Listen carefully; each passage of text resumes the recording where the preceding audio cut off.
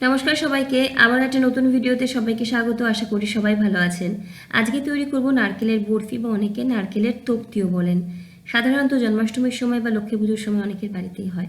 চলুন দেখে নিই আমি কিভাবে এই নারকেলের বরফি বা তক্তি তৈরি করি। খেতে কিন্তু দারুণ হয়। এখানে আমি একটা ছোট সাইজের নারকেল নিয়েছি। ফ্রেশ নারকেল কোড়া দিয়েই তৈরি করব। যদি ইচ্ছে হয় শুকনো নারকেল কোড়া বা ডেসিকেটেড কোকোনাট দিয়ে করতে পারেন।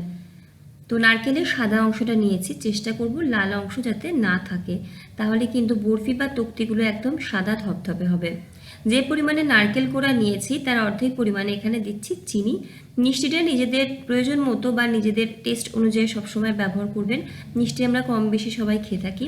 আমি এখানে নারকেল কোড়ার অর্ধেক দিচ্ছি চিনি। কিন্তু মিনিট দুয়েক মতো চিনিটাকে ভালো মতো মিশিয়ে নেব, তাহলে চিনিটা নরম হয়ে একটু গলতে থাকবে আর নারকেলটাও কিন্তু বেশ সফট হয়ে যাবে, যাতে বরফি করার সময় নারকেলের দানাগুলো বড় বড় থাকবে না। ভালো মতো মিশিয়ে নিয়েছি। এবার এই কড়াইটাকে বসিয়ে দেবো গ্যাসের ফ্লেমে। প্রথম দিকে গ্যাসের ফ্লেমটাকে মিডিয়ামে করে দেবো। আর এখানে আমি দিয়ে দেবো হাফ কাপ ঘন লিকুইড দুধ।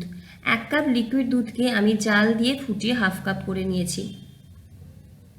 প্রয়োজন হলে কিন্তু আপনারা 1 কাপ লিকুইড দুধের সাথে 1/4 কাপ পরিমাণে মিল্ক পাউডার মিশিয়ে নিয়েও ব্যবহার করতে পারেন। আমি যেহেতু দুধটা ঘন ব্যবহার করছি তাই এখানে কোনো গুঁড়ো দুধ দিচ্ছি না। গ্যাসের ফ্লেমটাকে মিডিয়ামেই রাখবো, ভালো মতো সমস্ত কিছুকে ফুটতে দেবো। আর দিয়ে দেবো ফ্লেভারের জন্য এলাচের গুঁড়ো। একদম সিম্পল রেখেছি, আর কোনো কিছু ব্যবহার করব না।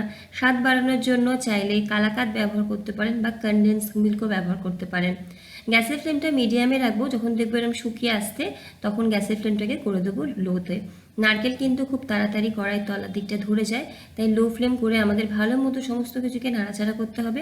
স্প্যাচুলা দিয়ে বড় বড় নারকেলের দানাগুলো যদি থাকে ভাঙতে থাকবো, আর এভাবেই আমাদের শুকিয়ে নিতে হবে। যখন দেখবো যে সমস্ত কিছু একত্র হয়ে যাচ্ছে, ঠিক এরকম একসাথে হয়ে যাচ্ছে আর কড়াইতে লেগে নেই, বুঝতে হবে মিশ্রণটা কিন্তু আমাদের সেট হওয়ার জন্য রেডি। খুব নরম অবস্থাতে যদি নামানো হয় তখন কিন্তু বরফি বা তক্তিগুলো ভালো মতো সেট হয় না, নরম থাকে। আর একদম যদি শুকনো শুকনো নামিয়ে নেন তাহলে ঠান্ডা হতে হতে কিন্তু বরফিগুলো অনেক বেশি শক্ত হয়ে যায়। তাই যখন দেখবেন এভাবে কড়াইটা থেকে ছাড়তে শুরু করেছে, একটা একত্র হয়ে যাচ্ছে, বুঝতে হবে মিশ্রণটা সেট করার জন্য একদম রেডি। কড়াইটা নামিয়ে নিয়েছি আর মিনিট দুয়েক এভাবেই একটু নাড়াচাড়া করে আরও বেশি মসৃণ করে নেব। তারপরে যে পাত্রে সেট করবেন সেই পাত্রে অল্প একটু ঘি বা সাদা তেল লাগিয়ে নেবেন। আমি একটা কেক টিনের মধ্যে সেট করব, অল্প একটু ঘি লাগিয়ে নিয়েছি যাতে আমাদের ডিমোল্ড বা আনমোল্ড করতে সুবিধা হয়। তার মধ্যেই মিশ্রণটা দিচ্ছি এবং ভালো মতো সমস্ত দিক থেকে চেপে দিচ্ছি। যদি মনে হয় যে কোনো রকম বাদামের কুচি ব্যবহার করবেন, এই সময় উপর দিকে ছড়িয়ে দিতে পারেন এবং হালকা হাতে স্প্যাচুলা দিয়ে একটু চেপে দেবেন। আমি এই সময় আর কোনো বাদামের কুচি ব্যবহার করিনি, একদম কিন্তু সিম্পল রেখেছি। 3টে উপকরণে কিন্তু দারুণ স্বাদের এই নারকেলের বরফি বা তক্তি বাড়িতে যে কোনো সময় বানাতে পারেন। 1 ঘন্টার জন্য রেখে দেবো, ঠান্ডা হয়ে গেলে সেট হয়ে গেলে টুকরো করে নেব নিজের পছন্দ মতো, তারপরে পরিবেশন করব। চাইলে আপনারা কিন্তু ডায়মন্ড শেপেও কেটে নিতে পারেন। তো আমি ওপরে একটু পেস্তা কুচি দিয়ে সার্ভ করেছি। ভিডিও কেমন লাগছে জানাবেন। ভালো লাগলে লাইক, কমেন্ট, শেয়ার, সাবস্ক্রাইব করে পাশে থাকবেন।